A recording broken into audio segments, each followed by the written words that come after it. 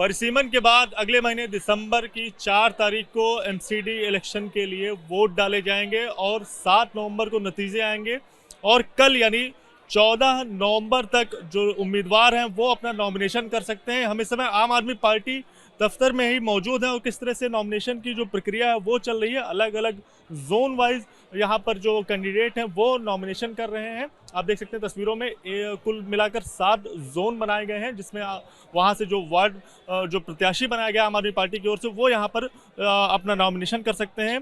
जो प्रत्याशी हैं उनकी सुविधा के लिए अलग अलग इस तरह के जोन बनाए गए हैं जहाँ पर वो आसानी से आ रहे हैं और अपना नॉमिनेशन कर रहे हैं। और यहाँ पर बड़ा सा एक पोस्टर भी लगाया गया है एमसीडी में भी केजरीवाल। क्या कुछ तैयारियां हैं, कैसे सारी चीज़ें जो है प्रक्रिया है वो चल रही हैं, इसी सब बारे में हम बातचीत करेंगे। जो आम आदमी पार्टी के जो जनरल सेक्रेटरी हैं पंकज गुप्ता जी, सर क्या कुछ तैयारियां हैं, कैसे इन सबको पूरा किया जा रहा है, क्या कहना चाहेंगे? तो जैसा कि आपने दिखाया और देख रहे हैं, यहाँ पर अलग अलग ब्लॉक्स बना दिए गए हैं लोकसभा के हिसाब से। हर लोकसभा में 40 से 50 वार्ड्स की तैयारियां हैं। कई सारे टेबल्स लगाई गई हैं। ये हमारे दोनों मोक्ष जी और संजीव जी लॉयर्स की टीम को मैनेज कर रहे हैं, जो कि यहाँ पे 51 लॉयर्स आज लगे हुए हैं और 2 दिन से ये सारे के सारे 24 घंटे की तैयारियां यहाँ पे चल रही हैं। और आज काफ़ी भीड़ रहेगी, ये हमारा इसका अंदाज़ा है। लेकिन ये भी विश्वास है कि जो टीम जिस हिम्मत से लगी हुई है उसके बाद यहाँ पर कल सुबह तक तो काम चलेगा, पूरा विश्वास है।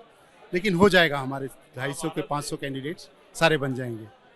इस बार जब उम्मीदवारों की जो सूची जारी की गई उसमें महिलाओं की भागीदारी काफ़ी ज़्यादा देखने को मिली।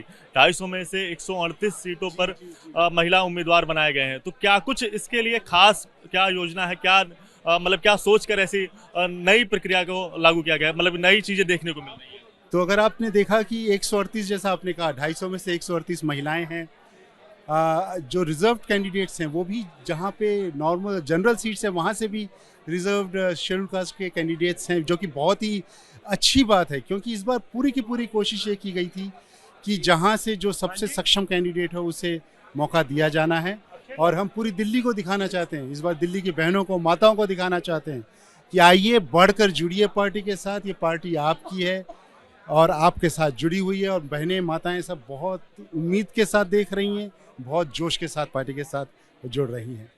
जुड़ तो रहे लोग, लेकिन सर एक ऐसी चीज़ें भी देखने को मिलती है जब टिकट नहीं मिलता है तो लोग निराश भी होते हैं, हताश भी होते हैं और कई सारे आरोप भी लगाते हैं। ऐसे ही कई सारे आरोप भी देखने को मिल रहे हैं। हसीब, जिनका नाम है, पूर्व काउंसलर हैं, उनका कहना है कि अगर हमें टिकट नहीं मिला, हमारे जो डॉक्यूमेंट थे वो जमा करा लिए गए, कुछ होगा तो हम जिम्मेदार बड़े नेताओं जैसे मनीष सिसोदिया और दुर्गेश पाठक और अतिशी के लिए ठहराएंगे। तो इनके लिए क्या कुछ कहना चाहेंगे? देखिए, सबसे पहली बात है, एक सीट है, 100 लोग हैं जो उसे चाहते हैं, तो लोगों का लाजमी है दुख होना। क्योंकि व्यक्ति 4 साल 5 साल तक लगातार कोशिश करता है, हिम्मत करता है, मेहनत करता है।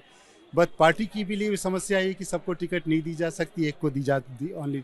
तो पार्टी की पूरी टीम लगी हुई है, सबके जो परेशान हैं, जो दुखी हैं, उनके साथ बात कर रही है। उनको पार्टी के साथ जोड़ा जा रहा है, उनसे मिलकर बात की जा रही है, उनकी बातों को सुना जा रहा है।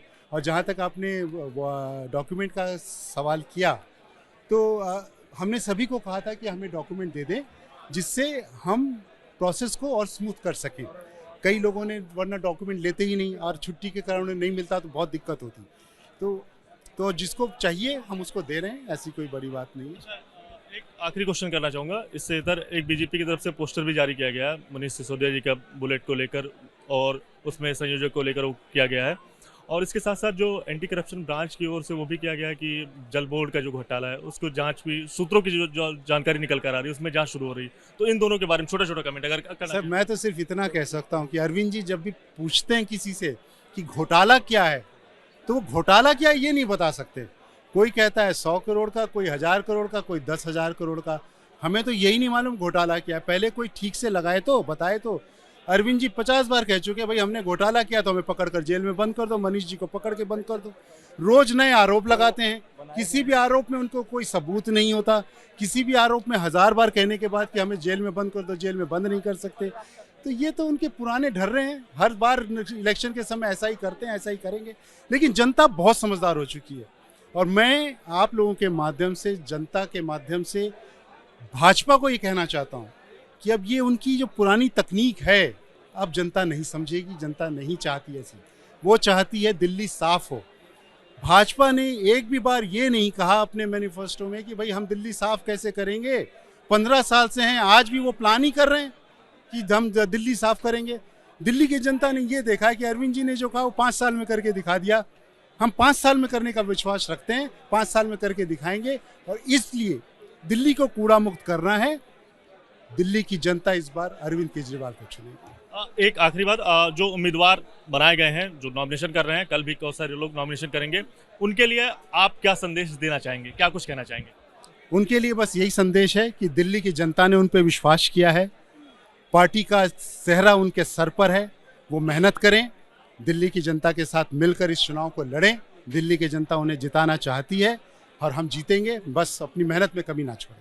बहुत बहुत शुक्रिया बातचीत करने के लिए। तो ये थे आम आदमी पार्टी के जनरल सेक्रेटरी पंकज गुप्ता जी, जिन्होंने साफ तौर पर कई सारे सवालों को लेकर जवाब दिया और इसके साथ साथ जो तैयारियां हैं एमसीडी इलेक्शन के मद्देनजर, खासकर आम आदमी पार्टी के दफ्तर में जो देखी जा सकती हैं, अलग अलग जोन बनाए गए हैं, उसको किस तरह से सुचारू रूप से चलाया जा रहा है, उसके बारे में भी एबीपी न्यूज़ से बातचीत की।